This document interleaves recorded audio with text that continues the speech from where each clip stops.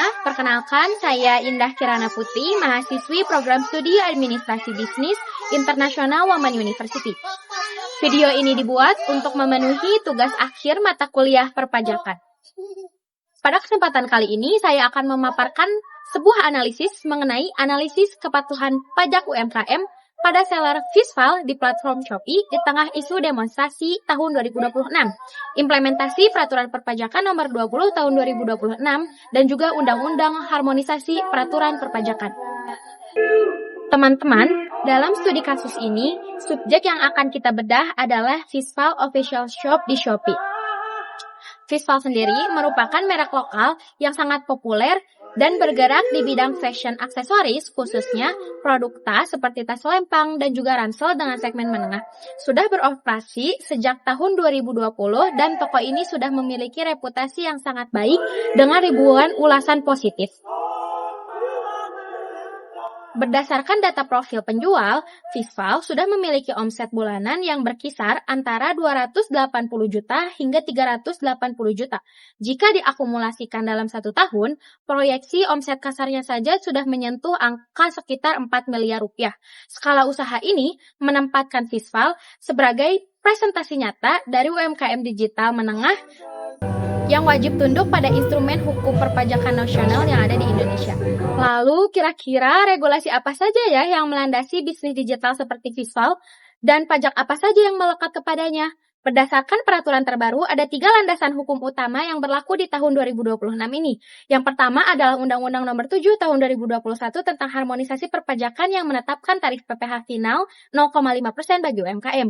Yang kedua adalah Peraturan Perpajakan Nomor 20 Tahun 2026 yang mempertegas bahwa fasilitas PPh final 0,5% ini berlaku permanen untuk wajib pajak orang pribadi.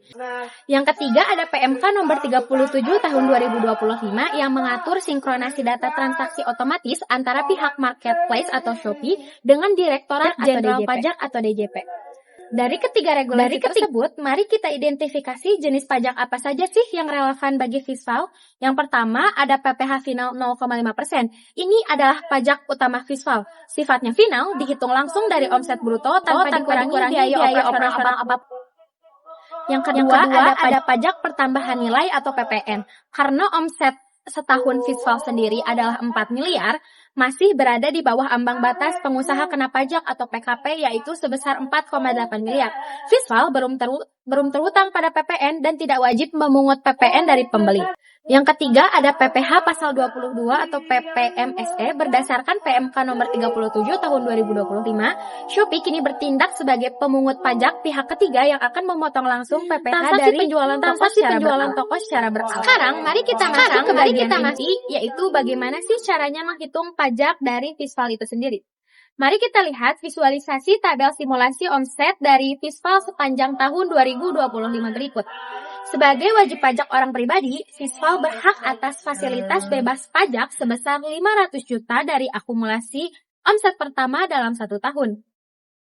Sesuai Undang-Undang Harmonisasi Perpajakan dan Peraturan Pemerintah Nomor 55 Tahun 2022, pada bulan Januari, omset Fishfile adalah 280 juta. Karena akumulasinya masih di bawah 500 juta, maka pajaknya masih 0, alias bebas pajak. Pada bulan Februari, total omset Fishfile adalah 260 juta. Total kumulatif adalah 540 juta karena batas 500 juta telah terlampaui sebesar 40 juta, maka sudah dikenakan tarif 0,5%, yaitu kelebihannya, sebesar 200.000. Mulai bulan Maret hingga bulan Desember, seluruh omset bulanan langsung dikalikan tarif 0,5%. Catatan penting, mulai pertengahan Juli, tepatnya pada tanggal 14 Juli tahun 2025, pemungutan 0,5% ini langsung dipotong otomatis oleh sistem Shopee sebagai implementasi dari PMK nomor 37 tahun 2025. Jika kita total keseluruhannya, maka total omset dalam setahun adalah 4 miliar rupiah. Dasar pengenaan pajak setelah dikurangi 500 juta adalah 3,5 miliar. Total PPh final terhutang dalam 1 tahun adalah sebesar 3,5 miliar dikali 0,5%, sama dengan Rp17.500.000. Artinya, jika dirata-ratakan, pengeluaran pajak fiskal hanya sekitar Rp1.590.909 per bulannya. Angka ini tentu sangat-sangat ringan dan jauh lebih menguntungkan dibandingkan dengan skema tarif pajak normal progresif. Meskipun beban pajaknya tergolong ringan, kepatuhan tidak selalu berjalan mulus. Kita tidak bisa menutup mata dari kondisi sosial politik saat ini. Pada pertengahan Juni tahun 2025 ini terjadi gelombang demonstrasi mahasiswa yang menyuarakan kritik ekonomi makro. Isu ketidakadilan beban pajak di mana UMKM digital ikut terseret dalam narasi publik. Hal ini tentu memicu penurunan taks moral atau kesadaran moral perpajakan di kalangan seller online.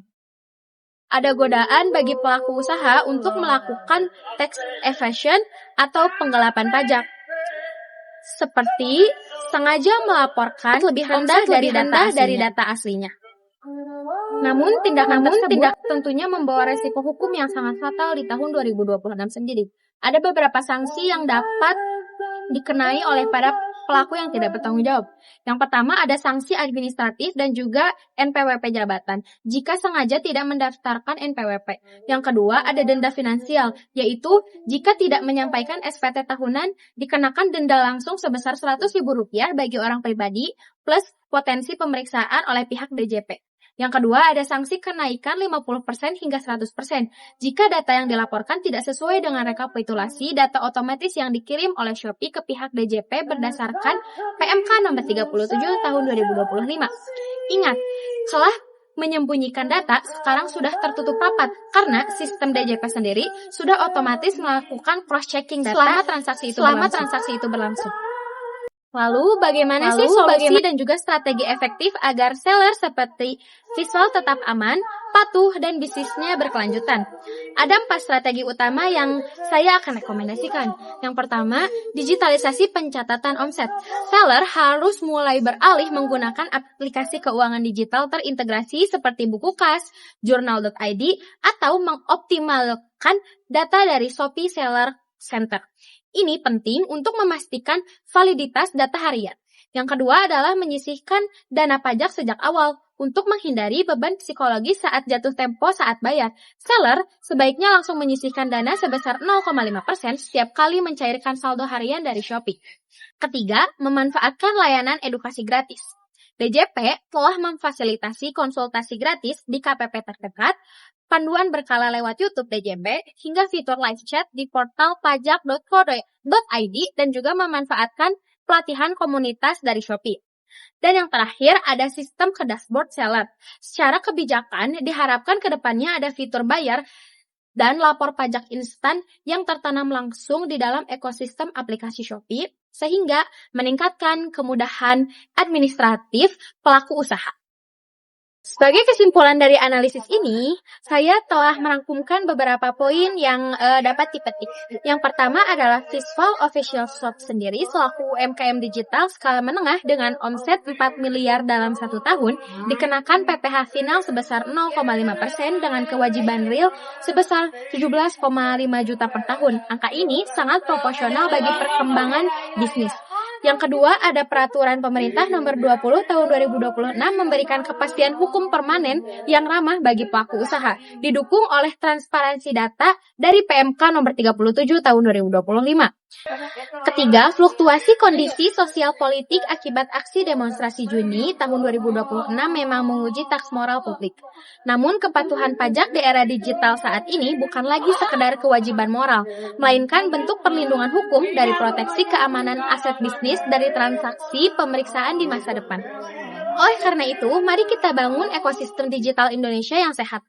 Patuh pajak, bisnis tenang, usaha berkembang. Saya, Indah Kirana Putri, pamit undur diri. Terima kasih atas perhatiannya, dan sampai jumpa.